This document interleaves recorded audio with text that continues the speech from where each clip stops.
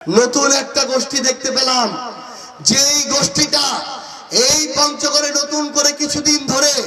হাসপাতাল মেডিকেল কলেজের বড় বড় স্বপ্ন দেখাচ্ছে, নিজের পকেট ভরে আবার চা চাষীদেরকে তাদের ব্যবসা ঝুঁকিতে ফেলার আবার ওই চক্রান্ত শুরু করলো। আমরা যখন চেষ্টা করছিলাম যে এই বাংলাদেশে আর কাউকে সার পেতে গুলি খেয়ে মরতে হবে না, আমরা যখন চেষ্টা করছিলাম 1350 টাকার টিএসপি 2200 টাকায় কিনতে হবে না, তখন আমরা নতুন করে দেখলাম আরেকটা চক্র নিজের নামে, পরিবারের সদস্যদের নামে, 14 গোষ্ঠীর নামে একাই 20, 30, 50টা পর্যন্ত লাইসেন্স করে রাখলো। আমরা দেখলাম পুরো পঞ্চগড় জেলায় বিভিন্ন কৃষককে যারা সার কিনে, কীটনাশক কিনে, বীজ কিনে, তথা কথিত কিছু ডিলার আবার পূর্বের মতোই তাদেরকে জিম্মি করে রাখা শুরু করলো। আমরা দেখলাম আমাদের এই পঞ্চগড়ে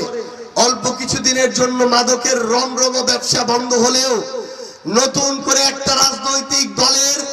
নতুন করে তৈরি হওয়া কিছু দানব ইউনিয়ন, ওয়ার্ড, উপজেলা, জেলা থেকে শুরু করে প্রত্যেকটা পর্যায়ে 4-5টা করে লোক আবার নতুন করে মাদক ব্যবসার আশ্রয়দাতা হয়ে উঠলো। স্বাস্থ্যকর হালিম রাধুনী হালিম, হালিম হোক রাধুনী হালিম। আমরা নতুন করে দেখলাম অভ্যুত্থান পার হতে না হতেই একটা রাজনৈতিক দলের তথাকথিত নেতারা যারা তাদের জায়গা থেকে শিক্ষা নিয়ে বড় বড় কথা বলে, যারা বড় বড় শিক্ষাগত যোগ্যতা দেখায়, যারা পঞ্চগড়ে বিশ্ববিদ্যালয় প্রতিষ্ঠার স্বপ্ন দেখায়, আমরা দেখলাম তারা তাদের দলীয় চাটুকারদেরকে প্রত্যেকটা শিক্ষা প্রতিষ্ঠানের ম্যানেজিং কমিটিতে সভাপতি, সেক্রেটারি বানানোর জন্য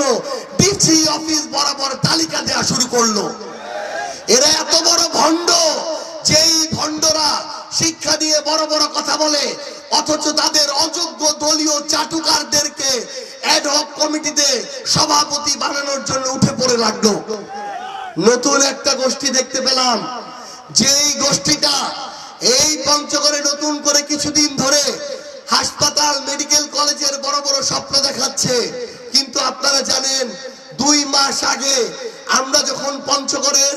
100 শয্যার হসপিটাল থেকে নতুন করে আরেকটি 150 শয্যার যে বিল্ডিং তৈরি হয়ে আছে সেটা চালুর জন্য যখন আমরা উদ্যোগ নিলাম, জামায়াত ইসলাম তাদের সামর্থ্য মতো 10 লক্ষ টাকা দিল, এনসিপি তাদের সামর্থ্য মতো 3 লক্ষ টাকা দিয়েছে, বিভিন্ন রাজনৈতিক দল, বিভিন্ন শ্রেণী পেশার মানুষ, ব্যবসায়ীরা তাদের সামর্থ্য মতো টাকা দিয়েছে।